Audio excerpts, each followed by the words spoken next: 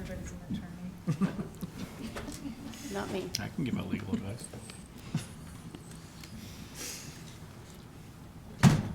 Welcome to City Council meeting of February 4th, 2020. Council's now in session. Tonight, we will start by making sure that we have a quorum present, starting at the end with Councilwoman Ivy. Present. Ince present. McEwen here. Meekum present? Fillmore here. Note for the record that all 5 council members are present. We'll start with the prayer thought. We're going to have one of our residents do that, but I don't see them here, so I will give that prayer. Our Father in heaven, we're very grateful for this opportunity that we have to gather as elected officials and other city leaders and residents of the community to discuss the affairs of this wonderful Centerville city. Bless us with wisdom and good decision making. We're grateful, Father in heaven, for those that watch after us every day. We're grateful for those police and the firefighters. We're grateful for all the residents of our community and all that they do to make this a better place to live. We're grateful for these opportunities that we have to let our voice be heard, and the freedom that we have to be able to assemble in meetings like this. And we ask that thou may bless those in our communities that are suffering loss of loved ones, that they may be comforted and have the comforting spirit in their home. Bless us at this time that we can proceed with thy blessing, and this we say in the name of thy Son, Jesus Christ. Amen. Amen. If you would all rise and repeat the Pledge of Allegiance. I pledge allegiance to the flag of the United States of America and to the republic for which it stands, one nation under God, indivisible, with liberty and justice for all.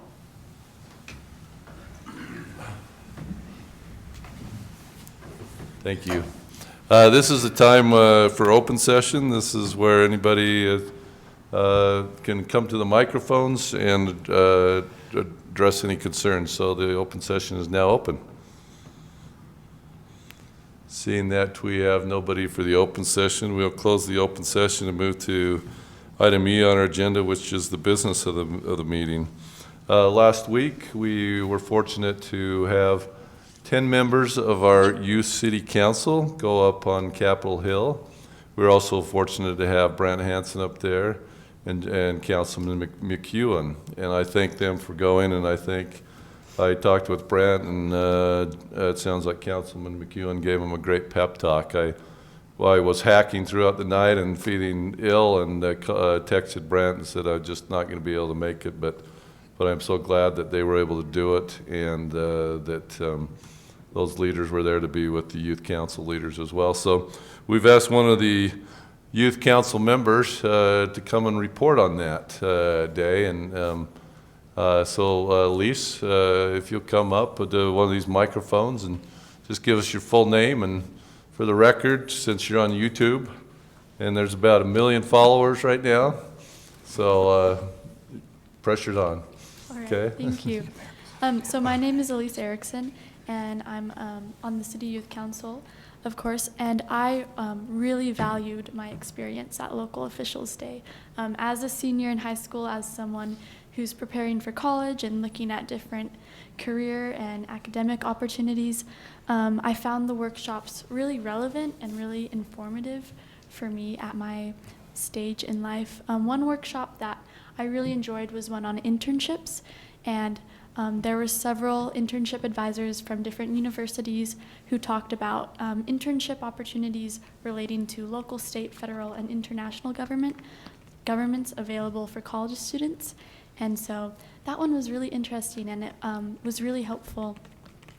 And then another workshop I really enjoyed was one where the Utah League of Cities and Towns presented several issues, including environment, education, and transportation, and they posed different ways legislators could address them. And I've also found this one really interesting, and it helped me understand the political process a lot better. So overall, I really enjoyed my experience.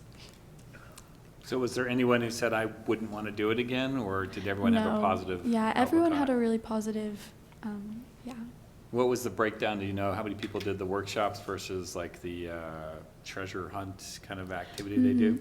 So all 10 council members did the first 2 workshops, which one was about culture and art and politics, and the other one was about local issues, state issues. And then 3 council members did the internship workshop, and the others participated in the scavenger hunt, where they kind of, they took a tour of the state capitol, and they actually went with Mary Hawk's dad, Timothy Hawks, and he helped show them around the Capitol. And so, yeah, everyone was very, they participated a lot in the events available. So we had our local elected official, our state representative, that was able to take some of the youth council around. Mm-hmm. Okay. So did you, I know I had the agenda around my front table ready to go, and in the afternoon, I know they left the Capitol and went down to the Salt Palace. Did the youth Yes. council not do that part of it? Yes, we did that part as well. So we went down to the Salt Palace, and there was a presentation about suicide, and then we had a lunch where we were able to hear from Stuart Adams and Speaker Wilson, and we were able to sit with Timothy Hawks as well. So that was also really valuable. That's great. Well, I'm glad you Training our enjoyed the- future leaders. Fantastic. I'm glad you enjoyed the experience. It's one of the things that we've been talking about for years, is that you would have special access to your legislators Yeah. that nobody else really gets, even though you know the Hawks family. Yeah. I wanted to hear what the pep talk was that Councilman McEwen gave you. It was early. I don't know if they'll remember. Did it wake you up, get you going, or put you to sleep? It was good. It was interesting. Good. See, that's what I would say too. The real important part is, did Brant and I talk too long that you didn't get food before you made it to that first one? No, we got breakfast. Okay. Any further thoughts, what you had? No, just thank you again on behalf of the whole council. I'm sure all of them can attest to the same experience I had, so we really appreciate it. Thank you. Thanks. And if you can carry through that message to the rest of them, I'd love to see the whole youth council there. That would be fantastic to Yeah. see everyone. I mean, it's a sacrifice, we recognize that, of your time to go up there, but I think the experience is definitely rewarding. Well, what I was going to say was I was glad to see so many numbers there, because the invitation actually in the past has only been to the seniors. And so it was only a select few that were invited to come. And so this is the largest group that we've ever had, because we did open that invitation up. We had a freshman there Yes, at this one. That's fantastic. Yeah. I'm not sure if it's appropriate, but I guess I'm going to make mention of the fact, and I tried to text my wife and get the last bit of detail, but Elise was declared as a Sterling Scholar this last week. What's it in again? Social sciences. And she's a great asset to our city. Congratulations, that's Youth incredible. Council. Thank That's you. a big deal. Thank you. Oh my gosh. I think it's appropriate. Thanks so much. Definitely. Yeah, I thank talked you. with your advisor today, Lisa Summers, as well, too. And she was thrilled that you're all able to go. And she was thrilled that, did the workshops seem relevant to you as in your age group, and what? Because Yes. she was saying that she was thrilled that there were some workshops that would be of more interest to Yeah, your they age were- group they from were what really we've seen in the relevant. past. Yeah, especially the one on internships, because that's something I'm preparing for and looking towards. And then also, again, lots of us on the council, we're in school, we're taking government and history, and so it was really cool to see the things we're learning about in school in real life, and to kind of apply our learning outside of the classroom. Thanks so much. Appreciate it. Thanks. Okay. Thanks, Elise, for taking time. Great report. Thank you. Thanks. Of course, the hazard, isn't Cameron Deal's story that he went to one of the ULCT leader and it just like starstruck him so bad he never left. So, I mean, there is always that opportunity. He brings it up every year for Murray City. 1972. I'm just kidding. Him and I are the same age. He would, 1972, I don't think so. But yeah, he talks about it all the time, and it's pretty neat actually how passionate he is about it. To this. 2002 probably. 1990. I can't remember what it was. All right, let's move to item number 2. This is the open and public meetings training that we're required to have yearly. And Leah, you're going to give us this training, right? Okay, looking forward to it. Just remember, you have no freshman council members here. Oh, sorry, everything went wrong, guys, so my PowerPoint won't work. Well, okay, thanks for that. Item number 3. Great training. That was great. Okay. I had nothing to do with it. Where do you want this 10-minute timer? Thank you. Keep that timer started. Hey, I can blow through this, let me tell you. And now that I've declared myself city attorney, IQ went up 50 points. I know, I'm super smart now. Okay. So, the annual training that the mayor is required to ensure that all of you receive is now happening. We are ready. You ready? So, We're ready. George and I are just recollecting last year's open meeting training, so. And we need a Let's do reminder, because something. these guys were just having a meeting back there, and not everyone was invited. We were talking about something Sorry, I'm else. We just- apologize. Go that's ahead. okay. I know Lisa makes it interesting, but. So, as you know, the legislature has specifically declared and determined that all of the entities and public subdivisions exist to aid in the conduct of the public's business, which, as public, we want to know what's going on, so that's what we're going to do. All meetings of the city council shall be open to the public unless closed by reasons allowed by law. Which you know. What are the reasons? The reasons allowed by law? Well, there's a handy dandy little flyer in the agenda packet You should ask us if we know. that Oh, that's a good lists question. it. Okay, I'm gonna give you 10 seconds, go. Character and competence of an individual, someone else? Legal Pending counsel, litigation, sale of real property, Acquisition or sale of real sale, property. or acquisition. and Three. What security. Security. And security arrangements, yeah. Lisa over here. Did we win? Good job, guys. That was even shorter than my presentation. So the city must provide at least 24 hours notice of every city council meeting, including the agenda, date, time, and place of the meeting. And they have to be posted at City Hall, Utah Public Notice website, and sent to one local newspaper or media correspondent. And that is a giant job. So I know that you guys are probably aware of what goes into all of that, but it takes me, for council meetings, about an hour to post all of that and get it out everywhere. And so it's nice for me, from my end, to be able to go back and say, yes, I did post it. I did post it at this time. Though it's a lot of work, it's a good thing, so that we've had questions recently about whether we had posted public notices. And it was a good thing for me to be able to go back and say, yes, we posted it this date, this time, it's still there. Take screenshots of it, links, and everybody can see where it's at. So it is there to cover us. Which newspaper do we use? Everything is sent to a correspondent with the Clipper. So whenever I post it, I email a copy to myself and to them. So I've also gone in, they have the option to go in and select all the newspaper and media around. If they're subscribed, then it'll send it out to them as well. So I'm wondering if they're receiving multiple copies, but that's not a bad thing. So all matters to be discussed at a city council meeting must be described with reasonable specificity to notify the public as to the topics to be considered at the meeting. And when I'm putting in agenda items, sometimes a lot of the times I have to remember that, because when you get caught up in an item, it's easy to say, oh, the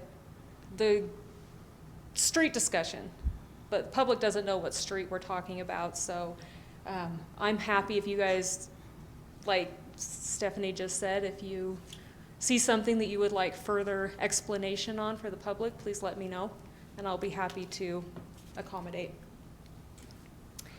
So minutes. The city's required to take and prepare written minutes of all the city council meetings, as you know, and the minutes are the official record of action taken. And I think minutes are the hardest to get correct, because you can't do it verbatim, but you want to include enough information so that you can go back and understand what was discussed and why the decisions that were made. And I appreciate the recording secretaries that we have. They do a fantastic job. And I appreciate the staff when I send them out and they will review their items and clarify what they said or correct things, as well as when you guys get them and look at them. I've heard Lisa say, please look at your motion and make sure that at the very least you are correcting and reviewing and making sure that the motion that you made is recorded correctly. Are we keeping all our minutes in hard format, or are we We have them both. computerized? We have them all printed out on archival paper, and then we have them all scanned into a Laserfish program, which keeps them electronically. So they're all there Okay. How long do you keep the hard copies? forever. Where do we store them all? So they're all in the recorder's room here at City Hall. If we get to a point where we don't have any room for it, then there is the state archive that will take them and store them for us and manage them that way. So our recordings, we have to record all meetings except for site visits or traveling tours if no action is taken. These have to be available to the public to listen within 3 days. Within 3 days, I will post City Council, Planning Commission, and RDA, or any meeting that the City Council is involved in, on the Utah Public Notice website. The smaller boards and commissions we don't post, but they are available for the public. They would just have to contact and get those. And then the retention schedule on those is 3 years. The state says we can keep those for 3 years and then destroy them. However, we do keep them for longer. Mackenzie informed me that she was at a training where the public notice website said that they will purge them after 3 years off of the website. So if you ever go back that far and they're not there for our city, it wasn't me. It was the state. But if you want to see if you can find them, let me know, and we'll see how far back we have them here. So it's been a while since I checked, but I did ask for a test to be done to make sure what we're posting actually is Yes, every workable. time the recording that we do here only works with our system, so I always convert them before I post them on the website to And a then- WAV file. And then you've been testing them Mhm. on the website, okay. Yeah. Okay, closed meeting. So, as you guys said, we have certain reasons why we can go into a closed meeting. And then those reasons are broken down, as you know, into which meetings we do not have to have a recording of, which are character or competence, and what's the other one? Litigation. Security. It ought to be security. Security. Yes, so security and character competence, we do not have to have a recording of. The other reasons we do, and then Centerville has opted to do minutes. Closed minutes for the ones that we do have a recording on. However, the state does not require that we do. But I think it's a good idea to have them. So our electronic meetings policy, and I did fix that typo on there for the council members, but it won't stay. So, you guys can call in. We have the availability to do so. We just reviewed the city policy on that for electronic meetings. So we can conduct it. We can conduct it if all of you are gone and I'm here, as long as somebody is here at the what is it called? Anchor, thank you. Location to run the meeting and have it open to the public.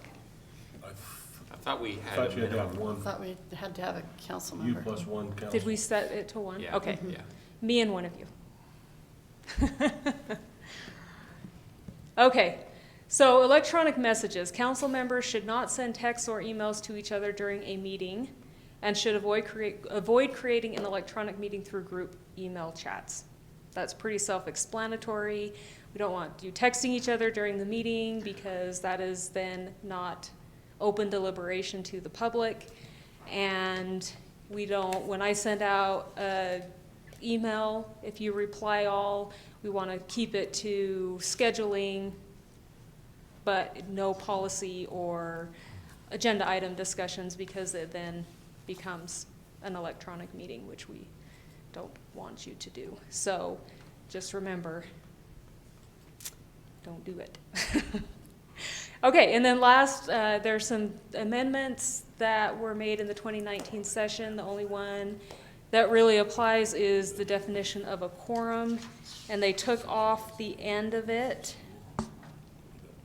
So the new definition does not include, oh man, my notes are, it doesn't include a meeting of 2 elected officials by them. It does include, I'm sorry, you guys, my notes are wrong. So it can be 2 elected officials by themselves when no actions, either formal or informal, is taken. So you can be, there can be 2 of you, just don't discuss. Sorry. I confused myself. There can be 2 of you. You're good. That's not a quorum. 3 or more, that's a quorum. So that change was made. And that's it. Was that under 10 minutes? Yeah. Barely. Do you guys have any questions on the subject you've been taught once a year, every year? Oh, thank you.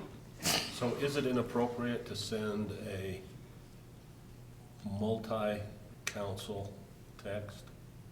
Not during the meeting, but other times? So I personally would say, unless it has to do with, again, scheduling, it's the same as the email. If you're discussing policies or agenda items or anything like that through text, it still becomes a meeting if you're discussing it with the entire council. So I would just avoid it altogether. Is it a meeting if you're just sharing information?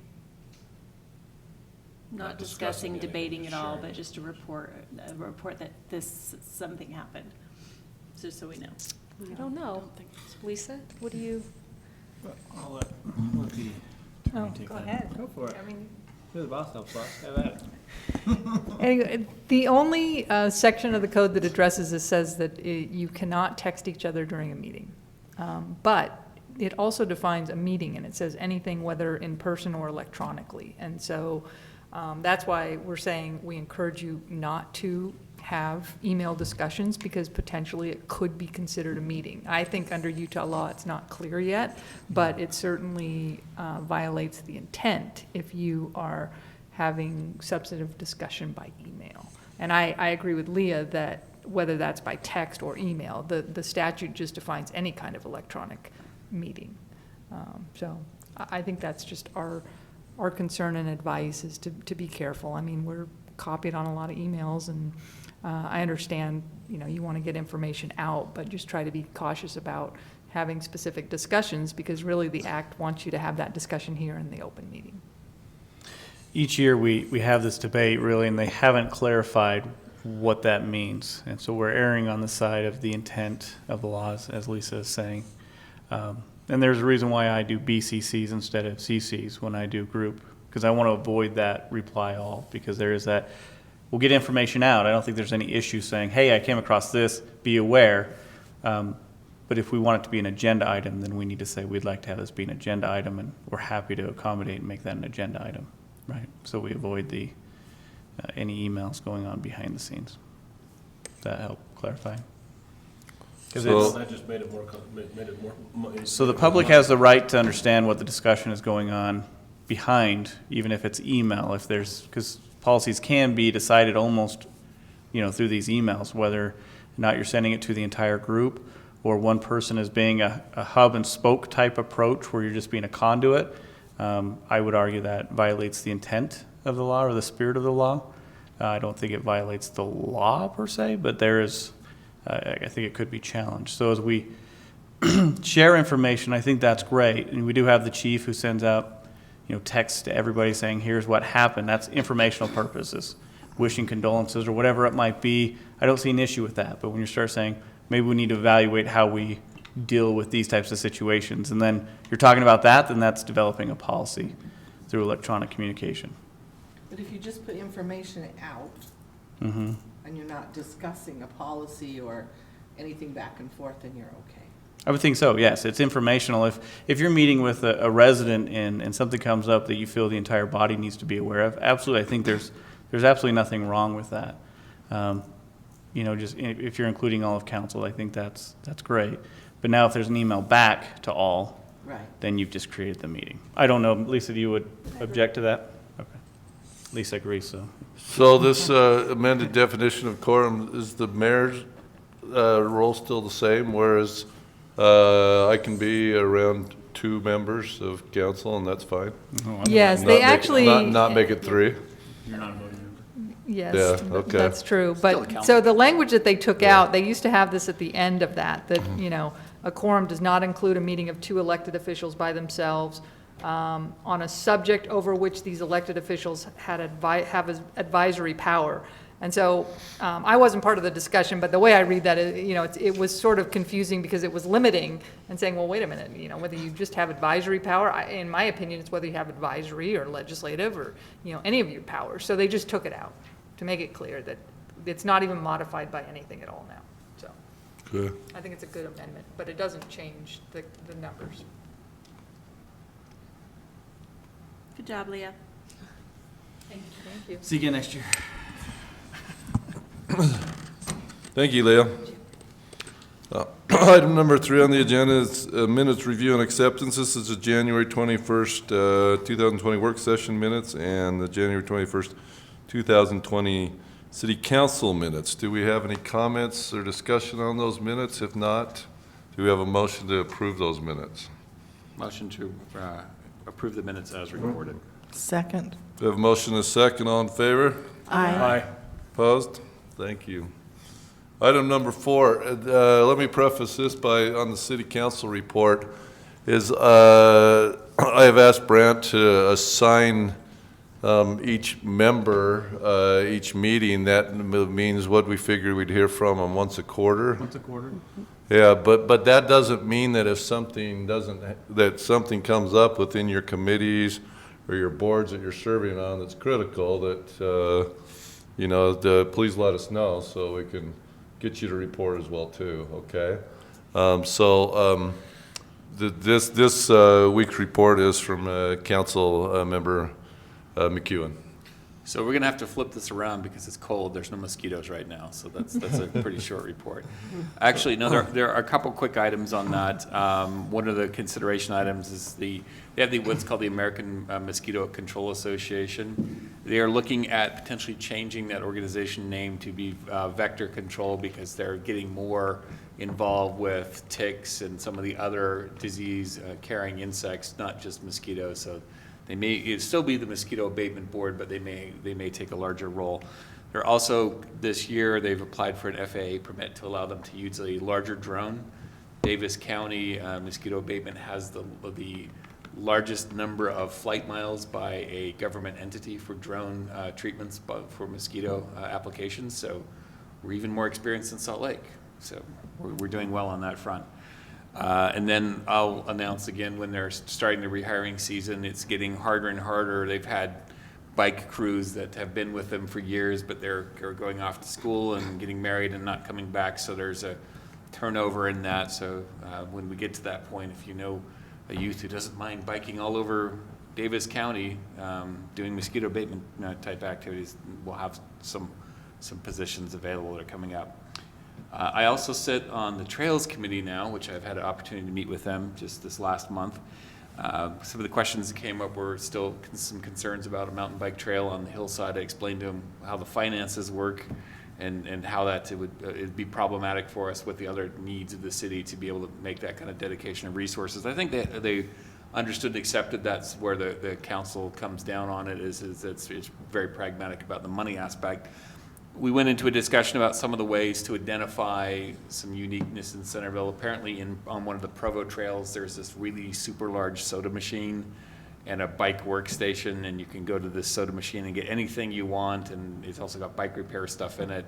And you know where you are on that specific trail based on having that. So they wanted to look into that sort of marquee thing that they could put out on Legacy Parkway and do some sort of sponsorship with a vendor to put that out there and can gateway when you've hit Centerville. So I think it's a great activity. I'm going to make them aware of a bill that may have a direct impact on some of our planning at the city level. It's been introduced. It's House Bill 133, which is a discussion on the use of eminent domain for trail systems.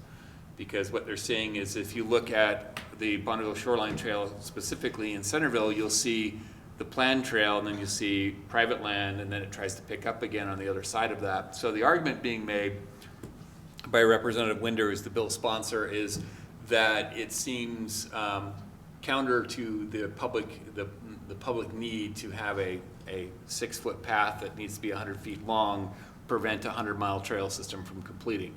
So that has not, it's been read in, it hasn't been debated. That'll be a pretty hot land use one if that does actually go through to allow eminent domain for trails. But if it does, then the Trails Committee will be on a different tack, because that will probably accelerate the components of the Bonneville Shoreline Trails through Centerville. That's the report. Any questions? I have a question. Just the statement that you made about you're explaining to the Trails Committee that the council has decided there isn't enough money to support the bike trail? No, I was explaining to them the practical realities are, and I was giving it from my perspective. They asked what the council thinks. I said, well, this is what I think as a council member, and explain to them, some of the aspects of where it comes down to is the trail or to build the bike park is not the expensive piece. It's everything else that hasn't been done that goes around it. So I was giving them that perspective from one legislator saying, this is where I see a lot of council going, because there are competing priorities. And it was definitely, I think that at least my impression is the Trails Committee thought that this was a one and done, and that once you put it there, you were fine. We started talking about parking, drainage, police, and law enforcement activities that take place, and I think that gave them a little different perspective of where we were at on it. Are we still waiting for any next steps on studying that issue, or are we just saying, oh, it's going to be too hard, it's going to be too expensive, we're just dropping it? I did not go to, that goes into a much larger discussion. They asked Bruce, and Bruce kind of took the same, which is that wasn't on the top of the list right now. And then that's where they went to, well, we want to do some other things that help denote our trails, and they wanted to do some small improvements on trail systems that we already have in operation.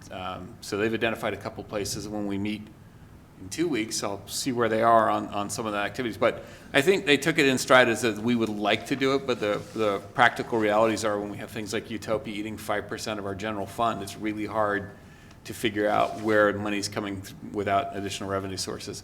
So I don't want to paint it, Tammy, that I said it would never happen. It was just that the practical realities are I don't know how to make it happen yet. Okay, well, I'll just state that we had a group meeting that included parties such as the county, and we talked about possible grant monies available, and my impression was that we were waiting for just more study on the conditions of the hillside, not so much that the council has decided this is too hard and too expensive and not a priority. No, I don't remember us ever actually having that discussion and coming to that decision. I thought we were waiting for reports to come back, because the last 2 years, they had that grant that they were looking to pursue. I think it was like an April 1st deadline where they could get $50,000, and then they were confident they could raise another $50,000 from bike shops and things. Yeah, and that's where around, so- when they get to that point, when we get back to, honestly, I think it's a sequencing issue now. If House Bill 133 goes through and actually gets signed into law, we'll see some different participation from the county, and we'll have some leverage at that point. I don't think we have the leverage right now to support it, but that's a larger debate. They just asked, I gave them my impression as one legislator's dilemma on how do I balance all the competing objectives, and that I couldn't see a path forward on that one yet. But I did not discount the fact that we had other reports that we were going to get at some future date. We do have reports pending, don't we, Brant, Corey? I can't remember who's on the committee. There's a committee of about 9 people. Corey's on it, Bruce is on it. Right, so I'll share where we are right now. Kevin Campbell and I are actively pursuing grant funds from NRCS, USDA, and others to deal with drainage. It really is a serious issue, as we've spoken to a number of homeowners at the bottom of that hill. The ATV bowl, we need to address those issues. We have some preliminary designs or concept plans to hopefully drain that out into the creek, but we need funding for that. And as we're preparing the budget, I'll tell you the funding is not there as we look at our competing interests or priorities. But one of our objectives over the next year is to start looking at more federal grants. This city has done a great job, and I've mentioned this before to Councilmember Ensign, Mayor. We've done a great job pursuing any local grants, state grants, but we have not pursued any federal grants. And the reason I know that is we do not have a SAM registration number or a CAGE number. That is required to apply for any federal grant, and that system's been in place for about 10 years. And so that tells me we haven't applied for any federal grants, and there's so much money, NRCS, USDA, trails money that is out there, that we have transportation money, water infrastructure money, as we're looking at trying to do some of our new infrastructure. So we have not opened that up and explored other ideas or other opportunities to keep our property taxes low and tap into those resources that are already available. So we are actively pursuing areas to beef up that area to prepare for any activity, whether it's a mountain bike trail or any other activity. I would honestly say that it's not prepared for anything at this point until we solidify that area up there. But that process is still ongoing and being worked on. Yeah, the Because process. that was the last that I had heard. The process is a little different than what was discussed when I was first hired, where there was a committee established. I don't know if there's a need for like a large committee to start pursuing these things. Internally, staff, we are discussing these things with the relevant parties. You know, Corey to help with the planning side, Bruce with more of the parks focus, Kevin with the drainage, and of course Randy with everything else. So we are actively pursuing.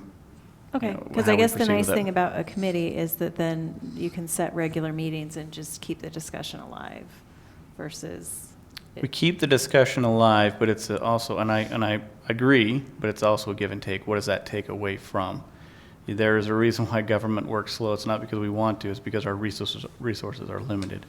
And so we do have competing interests with our time that we're also trying to deal with. So it's definitely on our list, all of our lists. We want to address the situation because the big thing for us is a liability. If anything was to happen with the drainage issues, with any of those homes being damaged, that's definitely my number one priority. Not necessarily a mountain bike trail, that's secondary. Priority is dealing with our liability of owning 185 acres, if you include that other parcel up on that hillside, is to reduce our liability or mitigate it as much as possible. FEMA money, again, is another one that we'll be pursuing. So, Well, having only had one meeting with them, I can give you this observation, is that they understood, from my perspective, it was a sequencing issue, that there were still bridges to be crossed.